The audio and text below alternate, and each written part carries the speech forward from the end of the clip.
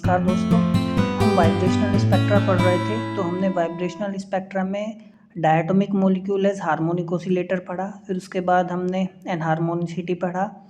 ठीक है, फिर वाइब्रेशनल स्पेक्ट्रम में क्या चेंजेस आते हैं यदि हम आइसोटोपिक शिफ्ट को आइसोटोप्स को कंसीडर करें इन हार्मोनिक स्पेक्ट्रा, ये चीज़ें हमने देखी थी। ठीक है ना। तो आज हम लेकिन पढ़ेंगे harmonic oscillator, diatomic molecule as a harmonic oscillator. Anharmonicity हम ऑलरेडी पढ़ चुके हैं कि क्या होती है। ठीक है ना। तो हम उसका आज एनर्जी देखेंगे कितना होता है, फिर उसके बाद हम सिलेक्शन रूल भी देखेंगे कि एनहार्मोनिक ऑसिलेटर होता है उसका सिलेक्शन रूल क्या होता है और कुछ इंपॉर्टेंट पॉइंट्स उससे संबंधित। फिर उसके बाद हम पढ़ेंगे कि फंडामेंटल और ओवरटोन बैंड्स क्या होते हैं। ठीक है, तो ये आज हमारा टॉपिक होगा। काफ़ी लेंदी नहीं है, बहुत बेसिक है और काफ़ी इम्पोर्टेंट भी है, क्योंकि मैं इसको इस तरीके से पढ़ाऊँगा कि आपको दिक्कत नहीं आने वाली है। ठीक है ना, इस तरीके से मैंने इसको फ्रेम किया है। तो स्टार्ट करते हैं हम अपना टॉपिक। तो diatomic molecule as anharmonic oscillator. तो देखो, when we are DE1 minus E exponential में R माइनस आर ई और ब्रैकेट आर स्क्वायर, ये एक्चुअली में है क्या है, पोटेंशियल की फॉर्म है। ये कौन सा पोटेंशियल है, मोर्स पोटेंशियल है। तो जब हम मोर्स पोटेंशियल का इस्तेमाल करते हैं इंस्टेड ऑफ 1/2 की RE माइनस आर स्क्वायर, ये हमारे पास क्या क्वाड्रेटिक फॉर्म है पोटेंशियल का। इसके अलावा जब हम मोर्स पोटेंशियल की फॉर्म को इस्तेमाल करते हैं तो स्क्रोडिंजर इक्वेशन में, तो हमें एनहार्मोनिक ऑसिलेटर की एनर्जी की इक्वेशन मिलती है इस फॉर्म में। ठीक है ना, समझ में आया। तो ये चीज़ है, क्योंकि ये हम कब इस्तेमाल करते हैं, ये जब हम हार्मोनिक ऑसिलेटर मैंने पढ़ाया था, तो हार्मोनिक ऑसिलेटर के केस में पोटेंशियल हमारा ये होता है, एनहार्मोनिक केस में हमारे पास मोस्ट पोटेंशियल ये होता है। ये आपको ध्यान रखना है। ठीक है, अब आप गौर से देखो हमारे पास जो एनर्जी है, देखो ये क्या एच म्यू है। म्यू क्या है, यहाँ पर फ्रीक्वेंसी ऑसिलेटरी ऑसिलेशन लिखा हुआ है। V+1/2, ये मेरा पूरा का पूरा जो है ये हार्मोनिक ऑसिलेटर का केस है। आगे यहाँ पे देखो क्या एच म्यू, एच म्यू क्या होगा, एनर्जी है। V+1/2 का स्क्वायर हो गया। यहाँ पे देखो, यहाँ पर क्या है, लीनियर फॉर्म है। यहाँ पर क्या है, V+1/2 का क्यूबिक फॉर्म है। डिफरेंस पर क्या है, कुछ डिफरेंस नहीं है। ये हमारे पास क्या है, ये एनहार्मोनिक कॉन्स्टेंट्स हैं। क्या है ये हमारे पास क्या है, एनहार्मोनिक कॉन्स्टेंट्स हैं। अब ये एनहार्मोनिक कॉन्स्टेंट्स यदि नहीं होंगे तो हमारे पास सिंपली क्या बचेगा, ये इक्वेशन बचेगी, और ये मेरे पास हार्मोनिक ऑसिलेटर की मैंने आपको पढ़ाया था। ठीक है, यदि हम बात करें वेव नंबर की टर्म्स में, तो वेव नंबर की टर्म्स में हमारे पास क्या होगा, वेव नंबर के टर्म्स में हम HC से डिवाइड करते हैं। ये मेरे पास जूल में इक्वेशन आ गए। तो वेव नंबर में हमारे पास चाहे तो मीटर इनवर्स की केस में हमारे पास होता है, या हमारे पास सेंटीमीटर इनवर्स का केस होता है वेव नंबर के टर्म्स में। ठीक है, तो जब हम HC से इसको डिवाइड करेंगे तो आप देखो, HC से डिवाइड करने पे H कटेगा, तो यहाँ पर मेरे पास क्या बचेगा, C आएगा। H कटेगा तो नीचे C आ गया, यहाँ पे H कटेगा तो सिंपल मेरे पास क्या आ गया, C आ गया। ठीक है, तो ये चीज़ है। अब ये थोड़ा मार्कर काम नहीं कर रहा है, थोड़ा सा आप इसको टॉलरेट कीजिए। तो सिंपली मेरे पास जो एक्सप्रेशन आएगा, अब यहाँ आपको थोड़ा सा ये देखना है। देखो, ये मेरे पास ना और भी टर्म्स होती हैं आगे की तरह। ये एनहार्मोनिक कांस्टेंट है, ये YE जो मेरे पास है, और ये मेरे पास जो XE है एनहार्मोनिक कांस्टेंट है। तो ये काफ़ी क्या होते हैं, ये XE जो होता है ज़्यादा होता है Y की कंपैरिजन में। धीरे धीरे धीरे एनहार्मोनिक कांस्टेंट कम होने लगते हैं, मतलब उनका वैल्यू कम होने लगता है। तो हम उनको क्या करते हैं, बेसिकली इग्नोर कर देते हैं और हम दो ही टर्म तक रखते हैं। तो हमारे पास एक लीनियर और एक क्वाड्रेटिक टर्म आ जाती है। लीनियर टर्म हमारे पास हार्मोनिक ऑसिलेटर का हो गया, और ये एनहार्मोनिसिटी को दिखाता है हमारे पास। Y वाला टर्म मैंने क्या कर दिया, इग्नोर कर दिया। Y जो है फार लेसर है देन XE। ठीक है ना। तो ओमेगा ई एक्चुअली में है क्या मेरे पास, ये मेरे पास वेव नंबर ही तो है। ये मेरे पास 1/λ है, या यहाँ पे इसको मैंने बताया था कि हम वाइब्रेशन के केस में इसको क्या बोलते हैं, वाइब्रेशनल कांस्टेंट बोलते हैं। और XY क्या है, एनहार्मोनिक कांस्टेंट है बेसिकली। अब यदि आप गौर से देखो, तो मैं यदि यहाँ पे क्या करूँ, वाइब्रेशनल क्वांटम नंबर में ना V का मैं यदि 0 पुट कर दूँ, V की वैल्यू क्या पुट कर दूँ, 0, तो मेरे पास किसका वैल्यू आएगा, ग्राउंड स्टेट का वैल्यू आएगा। अब यहाँ पे जैसे 0 पुट करूँगा, ये 1/2 ओमेगा ये आ गया। यहाँ पे जैसे 0 पुट करूँगा 1/4 बन जाएगा, ये -1/4 ओमेगा XE। तो ग्राउंड स्टेट एनर्जी हमने यहाँ से बेसिकली निकाल ली। ठीक है। तो आप किसी भी स्टेट का हम यहाँ पे क्या निकाल सकते हैं, एनर्जी बेसिकली निकाल सकते हैं। तो ये मेरे पास क्या है, एनहार्मोनिक ऑसिलेटर का ग्राफ है, ठीक है ना। तो ग्रीन वाला क्या है, हार्मोनिक का केस है, और ये जो ब्लू वाला है ये क्या है, एनहार्मोनिक का केस है, ठीक है ना। अब देखो ये जो यहाँ से बिल्कुल डेप्थ पोटेंशियल वेल के डेप्थ से यहाँ तक ये मेरे पास क्या है, डाइसोसिएशन एनर्जी है। और ग्राउंड स्टेट से, ठीक है ना, ये आप देख रहे हो डीओ, देखो ये डीओ, देखो ये जो बेसिकली ग्राउंड स्टेट से आप मेजर करोगे यहाँ से ये बिल्कुल ऊपर पूर्व तक, ये मेरे पास क्या ट्रू डाइसोसिएशनल एनर्जी है। क्या है, ट्रू डाइसोसिएशन एनर्जी है। इसको स्पेक्ट्रोस्कोपिक डाइसोसिएशन एनर्जी भी बोलते हैं, क्योंकि ट्रांजिशन V इक्वल टू 0 से ही तो होगा, इसलिए इसको स्पेक्ट्रोस्कोपिक डाइसोसिएशन एनर्जी भी बोलते हैं यहाँ से यदि हम मेजर करेंगे, ठीक है ना। कोई डाउट है, डाउट नहीं होना चाहिए। तो यदि देखो डाइसोसिएशन एनर्जी में से हम जिसकी बात करें, depth of the potential well में से, जो मैंने पिछली क्लास में भी बताया था, इसमें से यदि मैं क्या घटा दूं, डीओ घटा दूं, है ना, ट्रू डाइसोसिएशनल एनर्जी या डाइसोसिएशनल स्पेक्ट्रोस्कोपिक एनर्जी घटा दूं, तो मेरे पास यही तो आएगा, this one I will get this one. तो डीई माइनस डीओ, ठीक है ना, विल गेट दिस वन। तो ये एनर्जी है क्या, ये ग्राउंड स्टेट एनर्जी तो है, समझ में। अब देखो V1 में कितना एनर्जी होगा, ये मेरे पास एनर्जी का तो ग्राफ है, तो V1 में मेरे पास इतना एनर्जी होगा, ठीक है ना। यदि मॉलिक्यूल V2 स्टेट में है तो कितना एनर्जी होगा, इतना एनर्जी होगा, ठीक है ना। और यदि ग्राउंड स्टेट में है तो मेरे पास इतना एनर्जी होगा। तो डी में से डी नोड को मेरे को घटाना है, ठीक है। आगे चलते हैं। तो द इक्विलिब्रियम डाइसोसिएशन एनर्जी, जो इक्विलिब्रियम डाइसोसिएशनल एनर्जी है मॉलिक्यूल की, can be calculated from its spectroscopic dissociational energy by the following relation. तो वही मैंने जैसे आपको अभी बताया, हमने क्या किया, डी में से डी नोड को घटा देंगे तो मेरे पास ग्राउंड स्टेट एनर्जी आ जाएगी, और ग्राउंड स्टेट एनर्जी मैंने अभी अभी आपको निकाल के बताई है। तो ये ध्यान रखना है, यहाँ से ये रिलेशन ध्यान रखना काफ़ी इंपॉर्टेंट है। Important points of the enharmonic oscillator. अब देखो एनहार्मोनिक ऑसिलेटर में जैसे मैंने एनहार्मोनिसिटी बताया था कि रिस्टोरिंग फोर्स क्या होता है, प्रोपोर्शनलिटी से क्या होती है, भिन्न होती है।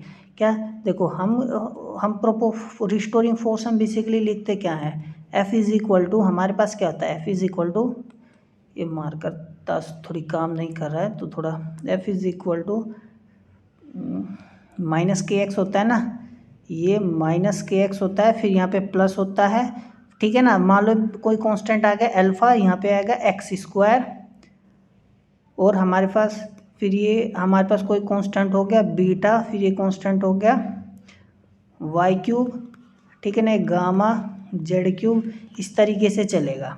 तो ये क्या है, प्रोपोर्शनलिटी नहीं है। यदि हम F की वैल्यू माइनस KX तक लेंगे तो ये प्रोपोर्शनल रहेगा, लेकिन एनहार्मोनिक केस में क्या होता है, रिस्टोरिंग फोर्स प्रोपोर्शनल नहीं होता, प्रोपोर्शनलिटी से डेविएट करता है। पोटेंशियल एनर्जी एसिमेट्रिक होता है, ये हमने बेसिकली मैंने पिछली क्लासेस में भी आपको बताया था। आप देख सकते हैं जो हमारे पास एक ग्राफ है, ग्रीन देखो पूरा क्या एसिमेट्रिक है, और ब्लू वाला क्या है, एसिमेट्रिक है। दूसरा एक हो रही है जो ब्लू वाला ग्राफ में ना, हम जैसे ऊपर की तरफ जाते हैं तो जो एनर्जी में धीरे धीरे क्या होने लगता है, गैप कम होने लगता है, ठीक है। तो हार्मोनिक में तो क्या होता था, इक्वली स्पेस्ड एनर्जी लेवल्स होते हैं, और यहाँ पर एनहार्मोनिक में क्या होता है, अनइक्वली स्पेस्ड एनर्जी लेवल्स होते हैं, और बॉन्ड डाइसोसिएशन होता है। यदि ज़्यादा वाइब्रेशन होगा तो बॉन्ड मेरा टूट जाएगा, मॉलिक्यूल क्या हो जाएगा, डाइसोसिएट हो जाएगा। अब बात करते हैं हम सिलेक्शन रूल की। तो for the enharmonic oscillator the selection rule क्या होता है, कोई भी नंबर, यानी डेल वी में चेंज होगा। अब डेल वी में क्या चेंज होगा हमारे पास, कहने का इसका मतलब देखो ये चीज़ है, डेल वी जो है +-1 हो सकता है हमारे पास, +-2 हो सकता है, +-3, +-4, +-6, +-7, इस तरीके से जाएगा। तो एक एग्जाम्पल के लिए मैं आपको भी बताता हूँ क्या है, ठीक है। तो उससे पहले देखो मैं आपको एक चीज़ बता देता हूँ। जब मैंने आप हार्मोनिक ऑसिलेटर में क्या था, तो हार्मोनिक ऑसिलेटर में हमारे पास एक ही ट्रांजिशन होता है, तो वो हमारे पास यहाँ पे एनर्जी कितना मिलता है, हमारे पास मिलता है ओमेगा ई, कितना मिलता है, ओमेगा ई, ये हमारे पास एनर्जी मिलती है वेव नंबर के टर्म्स में हार्मोनिक के केस में। लेकिन जब हम एक्सपेरिमेंट परफॉर्म करते हैं तो रियलिटी में मॉलिक्यूल हार्मोनिक ऑसिलेशन तो परफॉर्म करता नहीं है, वो उसके पास होता क्या है, एनहार्मोनिक ऑसिलेशन मॉलिक्यूल परफॉर्म करता है।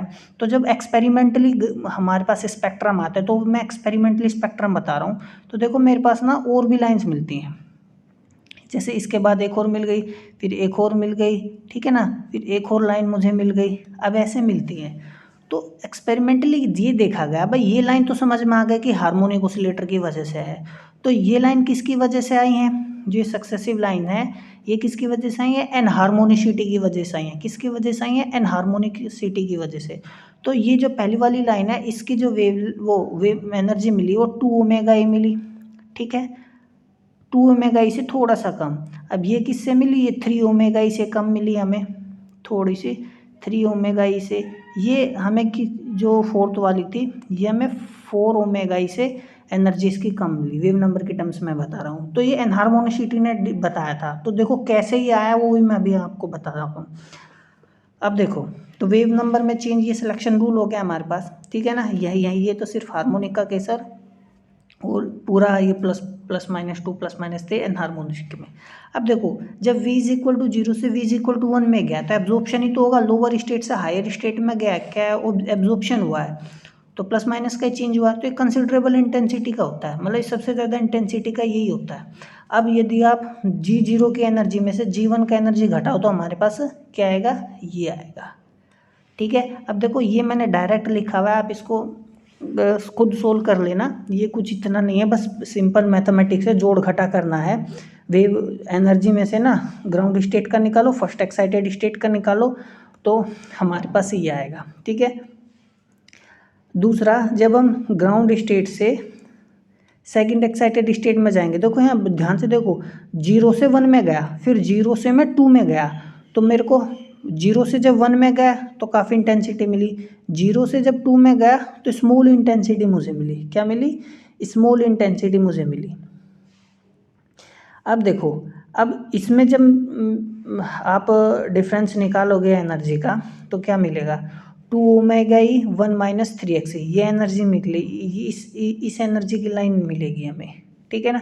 अब याद रखने का तरीका बहुत ज़्यादा आसान है। अब देखो यहाँ पे 1 है तो उसमें 1 बढ़ा दो तो 2 हो गया, यदि 0 से 2 में गया तो यहाँ 2 है तो 2 में 1 बढ़ा दो, यहाँ 3 हो गया, ठीक है। यदि 0 से 3 में ट्रांजिशन होगा तो उस अब इंटेंसिटी जो आएगी और कम होगी, तो सक्सेसिव जो लाइन्स हमें मिल रही है वो कम इंटेंसिटी की मिल रही है। तो 0 से किस में गया, 3 में गया, तो अब यहाँ देखो हमारे पास क्या क्या मिला, 3 था तो यहाँ क्या होगा 4। तो याद रखने का तरीका है। अब बेसिकली एक मेरी बात सुनना ध्यान से, मैं क्यों बता रहा हूँ, बहुत इंपॉर्टेंट है, इसको स्किप मत करना बिल्कुल भी, नहीं तो समझ में नहीं आएगा आगे मैं क्या बताना चाह रहा हूँ। देखो जो एक्सी है ना, एनहार्मोनिक कांस्टेंट है, ये बहुत ही कम होता है, बहुत ही कम इसकी वैल्यू होती है। तो 1 में से कुछ घट रहा है, तो 1 में से बहुत कम वैल्यू घट रही है तो कुछ फर्क नहीं पड़ने वाला, बहुत ही कम फर्क पड़ता है। तो ये लगभग इसके ओमेगा ई आएगा, ये लगभग क्या आएगा 2 ओमेगा ई आएगा, और ये लगभग क्या आएगा 3 ओमेगा ई ही आएगा। वही चीज़ है मैं बता रहा हूँ जो स्पेक्ट्रल लाइन्स हमें यहाँ पे एक्सपेरिमेंटली मिली थी, 2 omega E, 3 omega E, 4 omega E, ठीक है। तो कहने का मतलब मेरा है, to a good approximation since X जो होता है लगभग 0.01 के आसपास होता है एक्सपेरिमेंटली, जो स्पेक्ट्रल लाइन्स हमें मिलती है ना तो काफ़ी क्लोज होती हैं, किसके, ओमेगा ई के, 2 ओमेगा ई और 3 omega E. The line near omega E, इसको हम क्या बोलते हैं, फंडामेंटल स्पेक्ट्रम। और जो सक्सेसिव होते हैं 2 ओमेगा ई, 3 ओमेगा ई, उनको फर्स्ट और सेकंड ओवरटर्न्स बोलते हैं। हो सकता है आपको ये फंडामेंटल और ओवरटर्न समझ में नहीं आया हो तो कोई बात नहीं है, मैं भी बता देता हूँ, अभी हम इस पर एक डिटेल डिस्कशन करने वाले हैं। तो वो ये देखो जो मैंने बताया है यहाँ पे, ये फंडामेंटल हो गया, फंडामेंटल लाइन है, इसका इंटेंसिटी बहुत ज़्यादा है, ठीक है, इसका इंटेंसिटी कम, फिर उसके बाद इसका इंटेंसिटी और भी कम, ठीक है ना। और ये हमारे पास 2 ओमेगा ई वाली जो लाइन है, ये फर्स्ट ओवरटर्न और ये सेकंड ओवरटर्न और ये फंडामेंटल। अब देखो फंडामेंटल ओवरटर्न बैंड होते क्या हैं, ध्यान से देखना। अब देखो ये मैंने ना थोड़ा पैराबोलिक बना दिया, एनहार्मोनिक ऑसिलेटर हम पढ़ रहे हैं तो थोड़ा सा ये आगे जाके थोड़ा ऐसे होगा, लेकिन ये समझाने के लिए बनाया तो उससे घबराने वाली बात नहीं है।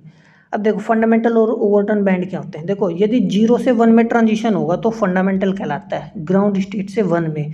तो अब गौर से देखो ये है, तो ये मेरे पास क्या हो गया, फंडामेंटल हो गया।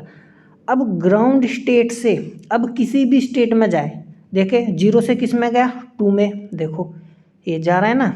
अब देख सकते हो यहाँ पर ये 0 से किस में गया है, 2 में, ये 0 से 3 में, ये 0 से 4 में। तो यही है मेरे ओवरटर्न बैंड। कहने का मतलब है 0 से 1 में तो फंडामेंटल या नॉर्मल कहते हैं, 0 से n में जाए, अब n का वैल्यू 1 से ज़्यादा होना चाहिए, 1 से ज़्यादा 1 हो गया है तो फंडामेंटल ही नहीं हो जाएगा वो। यानी 0 से 2 में जाए, 0 से 3 में, 0 से 4 में, 0 से 5 में, 0 से 6 में, 0 से 7 में, जो भी जाएगा उसको ओवरटर्न बोलेंगे। समझ में आ गई बात, ठीक है। तो घबराने वाली बात नहीं है, क्योंकि एग्जाम में आपसे पूछ लेगा थर्ड ओवरटर्न की एनर्जी बताओ और 4 ऑप्शन दे देगा। जब आपको ओवरटर्न ही नहीं पता होगा तो कैसे बताओगे, ठीक है। तो ये तो 0 से हो गया। और यदि बात करें हम 1 से ट्रांजिशन हुए, किस में हो सकता है 1 से ट्रांजिशन में, 2 में हो सकता है, 3 में हो सकता है, 4 में हो सकता है, 5 में हो सकता है, 6 में। ये एब्जॉर्प्शन का केस ले रहा हूँ है ना, और इमिशन में भी सेम चीज़ है। अब देखो n में क्या होगा, n का वैल्यू 1 से ज़्यादा होना चाहिए, क्योंकि यहाँ 1 तो हो नहीं सकता, तो 2 हो सकता है, 3 हो सकता है, 4 हो सकता है, 5 हो सकता है, 6 हो सकता है। समझ में आया मैं क्या कह रहा हूँ। तो देखो 1 से, ठीक है ना। अब यहाँ पे क्या है, ये मेरे पास 1 से ट्रांजिशन, फिर 1 से 3 में, 1 से 4 में, 1 से 5 में, 1 से 6 में, ऐसे चलता रहेगा। तो इनको हम बोलते हैं हॉट ट्रांजिशंस। क्या बोलते हैं, हॉट ट्रांजिशंस। अब इनको हॉट ट्रांजिशन क्यों कहते हैं, अब देखो हॉट ट्रांजिशन कहाँ से होते हैं, n=1 से होते हैं। अभी हमने देखा कहाँ से होते हैं, n=1 से होते हैं। अब इनको हॉट ट्रांजिशन हम इसलिए बोलते हैं, मैंने प्रीवियस लेक्चर्स में आपको बताया था, वाइब्रेशनल स्टेट्स जो होते हैं ना, even at room temperature, higher excited states इतनी ऑक्यूपेशनल नहीं होती, मतलब उनमें नंबर ऑफ पार्टिकल्स जो होते हैं बहुत ही कम होते हैं, इवन एट रूम टेम्परेचर। समझ में आया। तो मैक्सिमम पार्टिकल्स हमें कहाँ मिलेंगे, ग्राउंड स्टेट में मिलेंगे, ठीक है। तो ये जो यहाँ से जो ट्रांजिशन होगे ना एक्साइटेड स्टेट्स में जो होगा, ठीक है ना, या यहाँ से जो ट्रांजिशन होने वाले हैं, उन ट्रांजिशंस के लिए बहुत ज़्यादा टेम्परेचर की आवश्यकता होगी, तभी पॉसिबल है, क्योंकि टेम्परेचर बढ़ाएंगे तभी इस स्टेट में पार्टिकल आएंगे और तभी यहाँ से ट्रांजिशन संभव है ऊपर। समझ में आया मैं क्या कह रहा हूँ, ठीक है। तो इसी वजह से इनको क्या बोलते हैं, हॉट बैंड्स बोलते हैं, या हॉट ट्रांजिशंस इनको कहा जाता है, ठीक है ना। तो they are called hot bands because high temperature, ठीक है ना, is one condition for their occurrence. कोई डाउट है तो हो सकता, ध्यान, उम्मीद करता हूँ आपको फंडामेंटल और ओवरटर्न समझ में आया होगा। अब देखो एक और चीज़ मैं आपको बता दूं, जैसे मैंने अभी आपको कहा कि 0 से 1 में जाएंगे तो क्या बोल देंगे, फंडामेंटल बैंड, और यही सबसे मोस्ट इंटेंस भी होता है ये, ठीक है। अब दूसरी बात यहाँ देखो, यदि 0 से 2 में जाएगा तो क्या होगा, फर्स्ट ओवरटर्न, जैसे मैंने बताया 0 से 2 में जाएगा तो ओवरटर्न, 0 से 3 में ओवरटर्न, 0 से 4 में ओवरटर्न, तो 0 से 2 में जाएगा तो वो मेरे लिए क्या होगा, फर्स्ट ओवरटर्न। 0 से 3 में जाएगा वो क्या होगा मेरे लिए, सेकंड ओवरटर्न, ठीक है। तो नाम में कंफ्यूज नहीं होना बच्चे, इसी नाम में कंफ्यूज होते हैं, और ट्रांजिशन देता है वो कुछ कर निकाल के आते हैं कुछ। अब देखो फर्स्ट ओवरटर्न को सेकंड हार्मोनिक भी बोलते हैं। अब देखो हम पढ़ रहे हैं हार्मोनिक ऑसिलेटर, ठीक है ना। अब ध्यान रखना हार्मोनिक ऑसिलेटर पढ़ रहे हैं तो जो फंडामेंटल वाली है ना, ये फर्स्ट हार्मोनिक होता है बेसिकली, और ये मेरे पास क्या सेकंड हार्मोनिक है, और ये क्या है मेरे पास 0 से थर्ड, ये मेरे पास क्या है थर्ड हार्मोनिक है, ठीक है ना। तो ओवरटर्न में और हार्मोनिक में कन्फ्यूज़न नहीं होना है, कभी फर्स्ट ओवरटर्न को फर्स्ट हार्मोनिक बना दो और सेकंड ओवरटर्न को सेकंड हार्मोनिक बना दो, नहीं, ये जैसे मैंने बताया है ऐसे ही ध्यान रखना है। ये first harmonic, second harmonic, third harmonic, first harmonic को फंडामेंटल भी बोलते हैं, और ये ओवरटर्न्स होते हैं, ठीक है। तो मिलते हैं अगले लेक्चर्स में, तब तक पढ़ते रहिए, नमस्कार।